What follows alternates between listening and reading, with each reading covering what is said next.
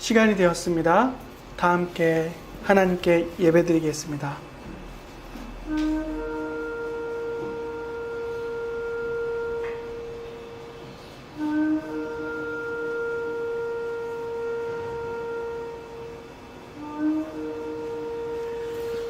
하나님은 영이시니 예배하는 자가 영과 진리로 예배할지니라. 아멘. 하나님, 이 시간 우리를 예배자로 불러주심을 감사드립니다. 이 시간 하나님의 충만하신 임재의 영광을 경험하는 복되고 귀한 시간 되게 하여 주시옵소서. 우리를 참된 예배자로 하나님 앞에 서게 하여 주시고 하나님께 참된 영광 드릴 수 있도록 각 사람의 심령을 붙잡아 주시옵소서. 몸은 떨어져 있지만 예배드리는 각자의 초소들이 주님의 성령을 통해 소단교의 이름으로 하나 되게 하여 주시옵소서. 험한 세상 살아갈 동안 오직 하나님만 의지하고 신뢰하기를 원합니다. 빛과 소금으로 살아갈 때 세상이 줄 수 없는 평안과 기쁨을 가득 누리며 살아가게 하여 주시옵소서. 감사드리며 예수 그리스도 이름으로 기도드립니다. 아멘. 이 시간은 참회의 기도 시간입니다. 지난 한 주간을 돌아보면서 진실한 마음으로 회개하십시오. 하나님께서 기뻐하시지 않는 모든 악한 죄들을 헤아리고 진실한 마음으로 회개하십시오. 예수 그리스도의 십자가의 공로를 의지하십시오. 우리가 진실한 마음으로 회개할 때 하나님께서 다시 우리를 회복시켜 주시고 우리에게 허락하여 주신 사명을 잘 감당할 수 있도록 인도하실 것입니다. 다 함께 기도드리겠습니다.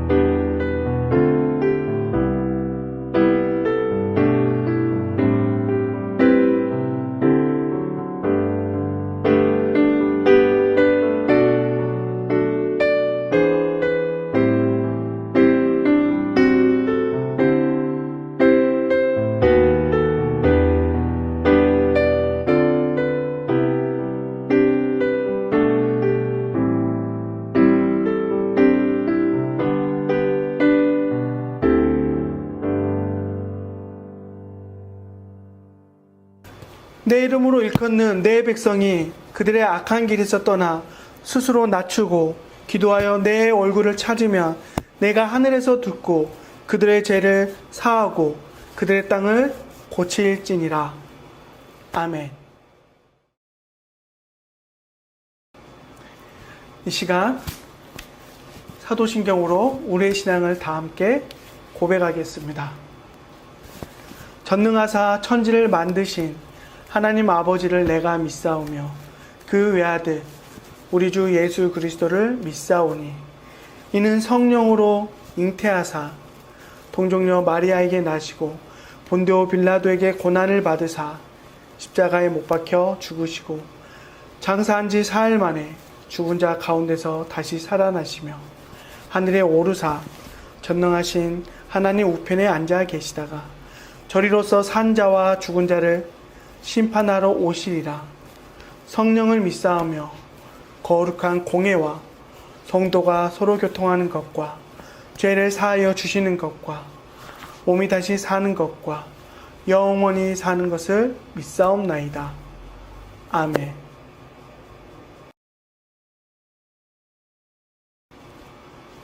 오늘 우리에게 주신 하나님 말씀은 빌립보서 2장 12절부터 18절입니다. 제가 읽어드리겠습니다. 그러므로 나의 사랑하는 자들아, 너희가 나 있을 때뿐 아니라 더욱 지금 나 없을 때에도 항상 복종하여 두렵고 떨림으로 너희 구원을 이루라. 너희 안에서 행하시는 이는 하나님이시니 자기의 기쁘신 뜻을 위하여 너희에게 소원을 두고 행하게 하시나니 모든 일을 원망과 시비가 없이 하라.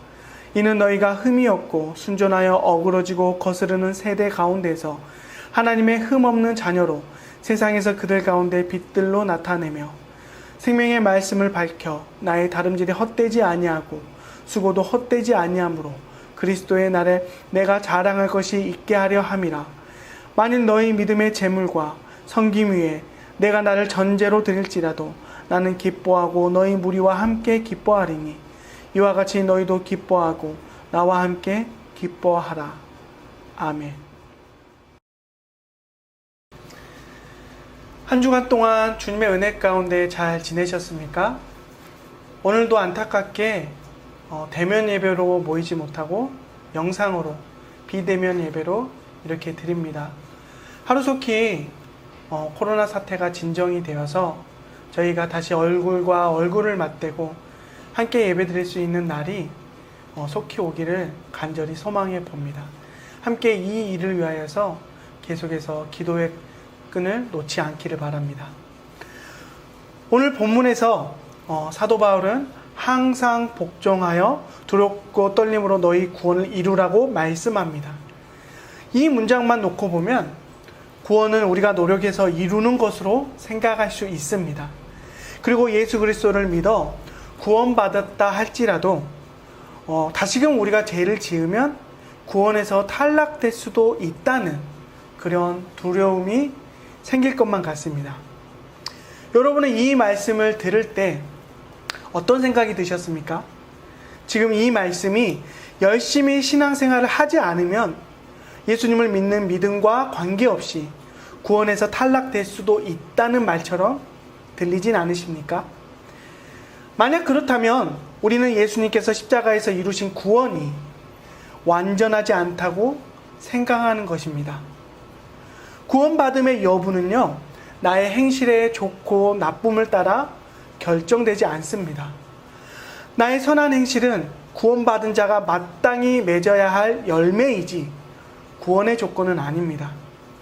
하지만 만약 여러분의 행실이 여러분에게 구원에 대한 확신을 주기도 하고 그 확신을 뺏기도 한다면 예수님이 이루신 십자가 구원의 완전성을 저와 여러분은 훼손하는 것입니다. 과거 5세기경 펠라기아누스라는 사람과 그의 가르침을 따랐던 제자들은 구원받음에 대해 신인 협력을 주장해 왔습니다. 이 말은 우리가 받는 구원이요, 예수님께서 이루신 십자가의 구원과 더불어 우리의 어떤 노력, 선한 행실이 더해질 때 사람에게 그 구원이 가능하다는 말입니다. 이들의 이러한 사상은 반성경적 이단 사상으로 교회 역사 안에서 정제되었습니다. 이들은 인간의 전적 타락을 부정했습니다. 그렇기 때문에 인간 스스로 최선을 다해 하나님께서 요구하시는 어느 정도의 의를 충족할 수 있다고 주장했습니다. 예수님께서 이루신 십자가의 구원을 하나님께서 기뻐하시는 도덕적인 삶을 통해 받을 수 있다는 것입니다. 하지만 반대로 예수님을 믿음에도 불구하고 도덕적인 삶을 제대로 살지 못한다면 구원에서 탈락할 수도 있다고 주장했습니다. 근데 어떻습니까, 여러분? 듣고 보면 사실 그렇듯하게 들릴 수가 있거든요. 내 편에서 구원을 얻기 위해 최소한의 노력도 하고 예수님께서 이루신 십자가의 공로를 훼손하지 않은 그런 편에서 적당히 합의를 본 것만 같습니다. 그리고 왠지 더 도덕적으로 살아야 할 것만 같은 동기부여도 되는 것 같습니다. 듣고 보면 상당히 합리적이지 않은가라고 착각할 수도 있습니다. 하지만 분명 이러한 생각들은 예수님께서 값없이 주신 복음에 나의 선한 행실이라는 값을 치르는 태도입니다. 예수님께서는 아버지께서 주신 자들을 하나도 잃지 않겠다라고 말씀하셨습니다. 그런데 아버지께서 주신 사람들이 선한 행실이라는 값을 제대로 치르지 못한다면 그들을 예수님 입장에서는 잃어버릴 수밖에 없거든요. 어떻게 할 도리가 없어요, 예수님 입장에서. 예수님 편에서는 구원을 완벽하게 준비했지만 인간 편에서 구원받을 준비를 하지 못하는 것입니다. 그렇다면 하나님이신 성자 예수님께서는 구원에 대해서 실패하신 것입니다. 구원의 역사를 이루시는 일에 실패하신 것입니다. 이게 가능할까요? 하나님이신 성자 예수님이 어떠한 일을 하시는에 있어서, 특별히 구원을 이루시는 일에 있어서 실패한다니, 이런 주장이야말로 신성모독을 말하는 것과 같습니다. 절대로 예수님께서 이루시고 베풀어 주신 구원에 여러분의 수고를 더하려고 하지 마십시오. 구원은 우리 편에서 시작된 일이 아닙니다. 온전히 하나님 편에서 시작되었고 하나님께서 우리를 위해 완성하실 일입니다. 하나님의 전적인 은혜로 우리는 죄 사함을 얻는 구원을 받았습니다. 그렇다면 오늘 본문에 등장하는 항상 복종하여 두렵고 떨림으로 너희 구원을 이루라, 이 말씀은 도대체 무엇일까요? 도대체 우리에게 어떻게 하라고 하시는 말씀일까요? 빌립보서에서 사도 바울은요, 계속해서 기뻐하라고 외칩니다. 그런데 구원을 이루기 위해 두려워하고 받은 구원을 잃어버릴까봐 노심초사한다면 사실 기뻐하라는 바울의 말은 모순입니다. 생각해 보십시오. 우리가 구원을 받았는지 못 받았는지 여부가 우리의 하루 동안의 행실에 달려있다면 어디 불안해서 신앙생활 할 수 있겠습니까? 어제는 충분히 착하고 도덕적이고 하나님의 말씀에 순종하는 삶을 살았어요. 그러다가 죽었다고 생각해 보십시오. 그럼 이제 구원 받는 거예요. 근데 오늘은 뭐 이런저런 일 때문에 또 나의 죄성 때문에 이기적인 마음 때문에 하나님의 말씀에 온전히 순종하지 못했어요. 도덕적인 삶을 충분히 살지 못했어요. 그러다가 죽었어요. 그러면 지옥 가는 걸까요? 구원받지 못하는 걸까요? 이러한 신앙, 이러한 믿음을 가지고 산다면 저는 불안해서 도저히 신앙생활을 할 수 없을 것만 같습니다. 바울은요, 고린도전서 9장 27절에서도 내가 내 몸을 쳐 복종하게 함은 내가 남에게 전파한 후에 자신이 도리어 버림을 당할까 두려워함이로다 라고 이렇게 고백을 합니다. 역시 이 한 구절만 놓고 본다면 정말 바울 자신도 자신이 받은 구원에서 탈락할까봐 두려워하는 것 같습니다. 하지만 결코 그렇지 않습니다.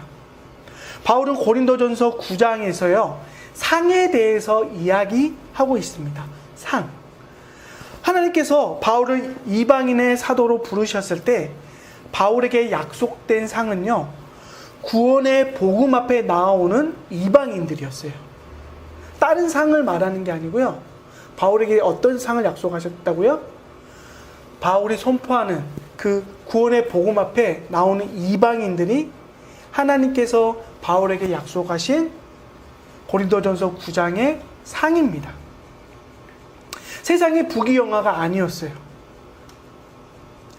바울은 자신을 통해 구원의 복음 앞에 나오는 이방인들, 이 상을 위해서, 약속된 상을 위해서 자신이 누릴 수 있는 모든 권리를 포기하는 것이 바울에게는 소명이었고 사명이었고 기쁨이었습니다.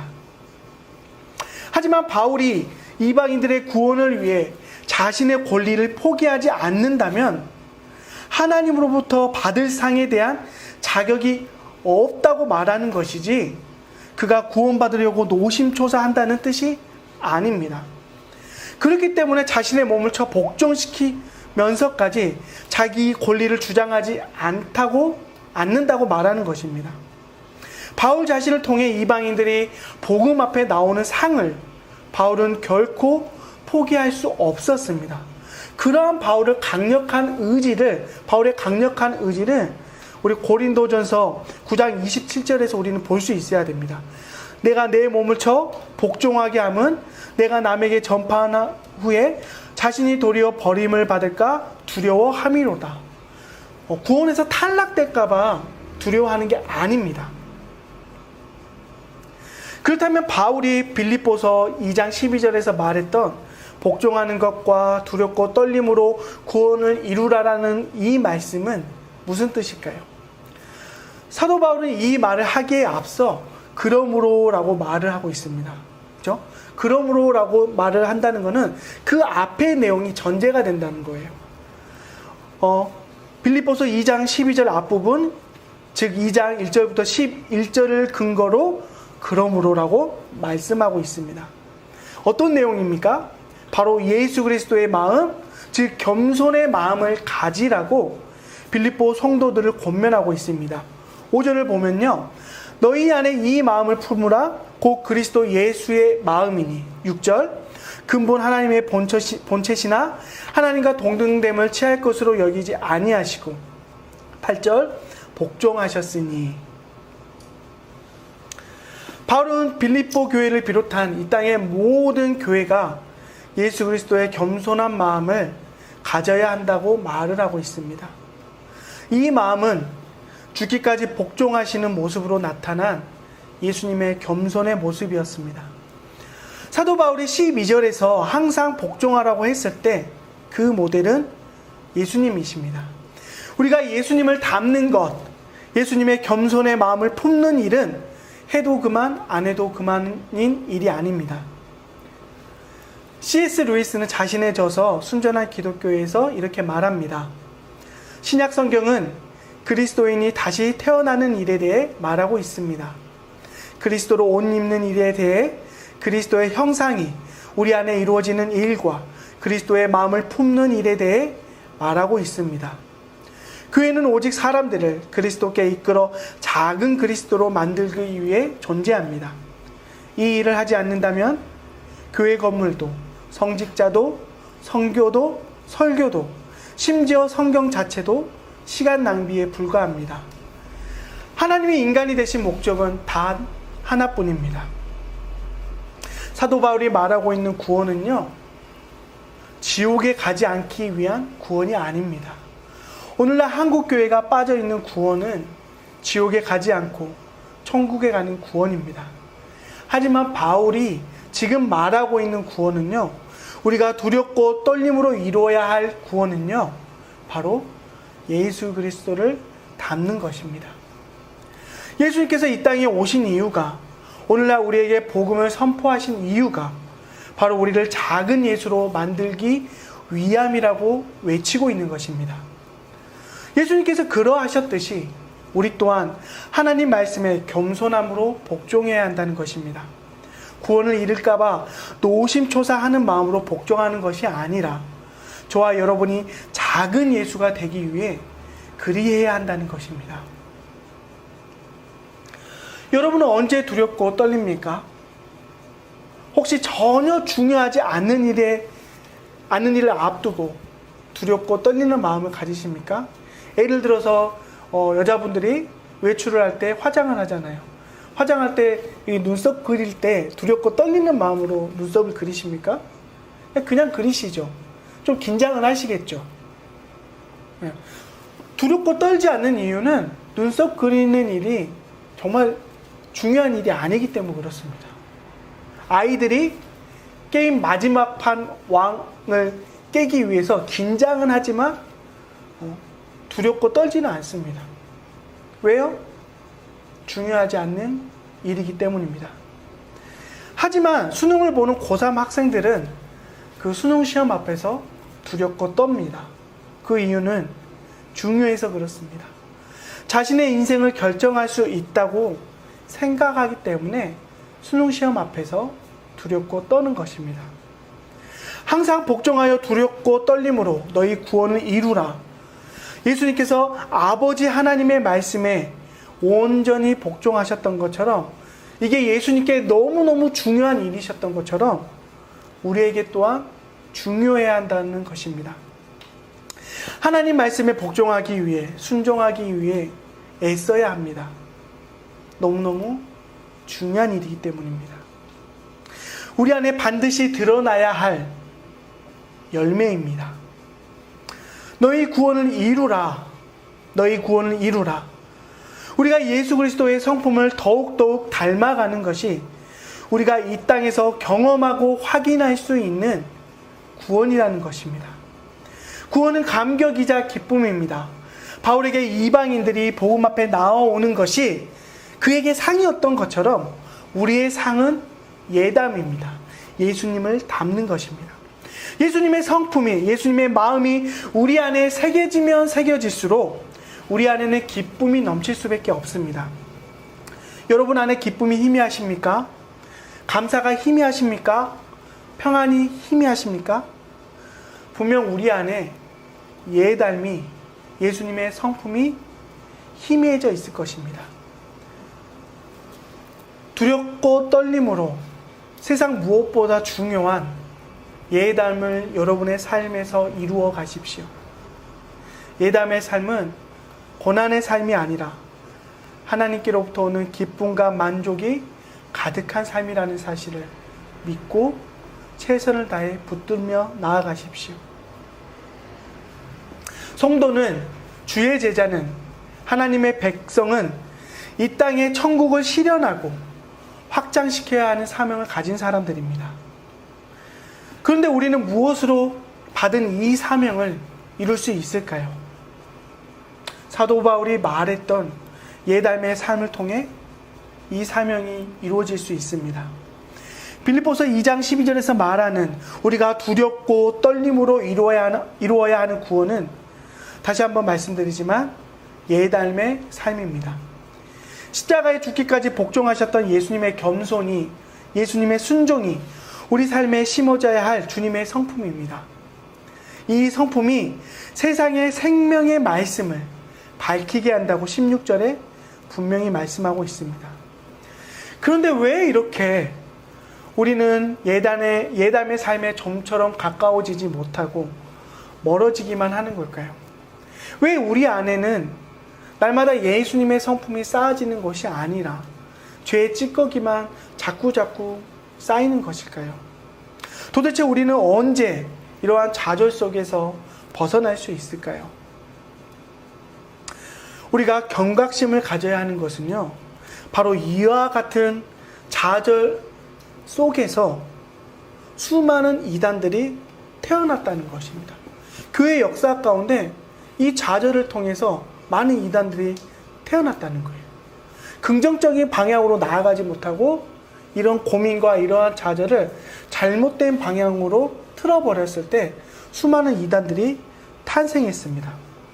이 이단들은 스스로가 영적 좌절을 더 많이 경험할수록 인간적인 열심을 더 크게 외쳤습니다. 때로는 영적 좌절을 벗어나기 위한 몸부림으로 자신의 몸에 직접 채찍질을 가하기도 했습니다. 은혜로 값없이 받은 구원에 값싼 값을 치르려고 한 것입니다. 무언가라도 자기가 해야 될 것만 같은 그런 강박감을 느꼈던 것입니다. 하지만 오늘 본문에 우리를 영적 좌절에서 벗어날 수 있게 하는 희망의 빛이 보입니다. 13절을 보십시오. 너희 안에서 행하시는 이는 하나님이시니 자기의 기쁘신 뜻을 위하여 너희에게 소원을 두고 행하게 하시나니. 날마다 저와 여러분이 집중해야 할 마음이 여기에 있습니다. 하나님께서 우리 마음 가운데 소원을 두고 행하신다고 분명히 말씀하고 계십니다. 우리의 얼마 되지 않는 힘으로 알아서 하라고 하나님께서 내버려 두시지 않는다는 것입니다. 하나님께서 직접 우리 마음 가운데 예수님을 닮도록 하는 소원을 두시겠다고 말씀하고 계시는 겁니다. 우리를 내버려 두겠다고 하시지 않습니다. 한두 번 정도만 우리 안에 예담의 소원을 주겠다는 것이 아니고요. 날마다 우리가 죽기까지, 우리가 하나님 앞에 서는 그 날까지 우리 안에 이 소원을 담아두겠다고 말씀하고 계십니다.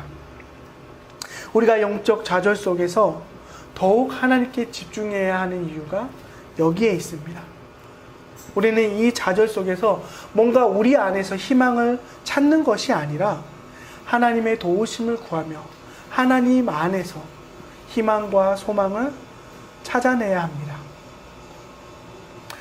우리 안에 두신 하나님의 소원, 하나님의 열심은 14절을 보면요, 모든 일에 원망과 시비가 없는 모습으로 나타납니다. 그리고 화평케 하는 제자의 삶은 세상 가운데 빛으로 나타나게 됩니다. 15절 보십시오. 이는 너희가 흠이 없고 순전하여 어그러지고 거스르는 세대 가운데서 하나님의 흠 없는 자녀로 세상에서 그들 가운데 빛들로 나타내며. 바울은 이러한 삶이 바로 생명의 말씀을 밝히는 삶이라고 16절에 말합니다. 바울은 제자들의 삶에 예담의 삶이 환하게 빛나기를 소망했습니다. 이 일을 위해 바울 자신이 다름질한다고 고백까지 합니다. 예수님께서 재림하시는 그리스도의 날에 바울의 자랑은요, 그가 전한 복음을 통해 세상 가운데 빛나고 있는 사람들이었습니다.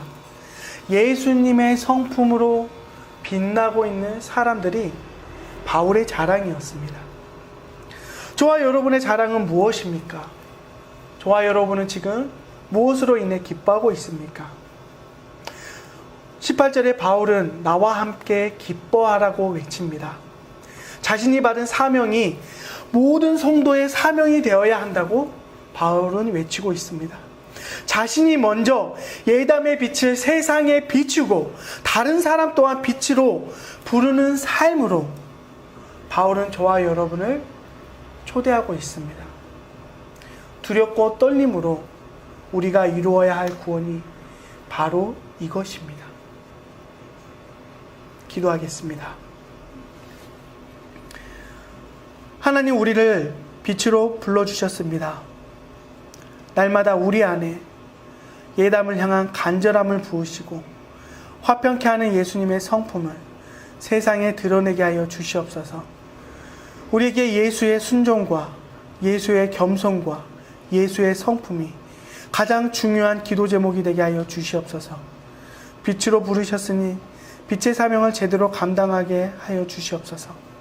감사드리며 예수 그리스도 이름으로 기도드립니다. 아멘. 축도로 예배를 마치겠습니다. 요한은 내게 복을 주시고 너를 지키시기를 원하며 요한은 그의 얼굴을 내게 비추사 은혜 베푸시기를 원하며 요한은 그의 얼굴을 내게로 향하여 드사 평강 주시기를 원하노라. 아멘. 지금은 우리 구주 예수 그리스도의 은혜와 하나님 아버지의 크신 사랑하심과 성령 하나님의 인도하심이 세상의 빛으로 예수 그리스도의 성품을 마음의 삶에 새기기를 원하는 사랑하는 모든 주의 백성 위에 지금부터 영원까지 함께 있을지어다. 아멘.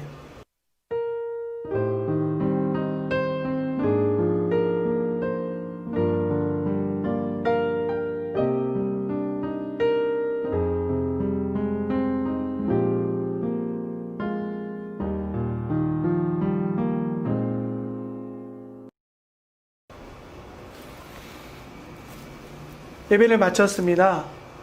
오늘 주신 말씀을 붙들고 한 주간 승리하는 삶 사시기를 주님의 이름으로 축복합니다.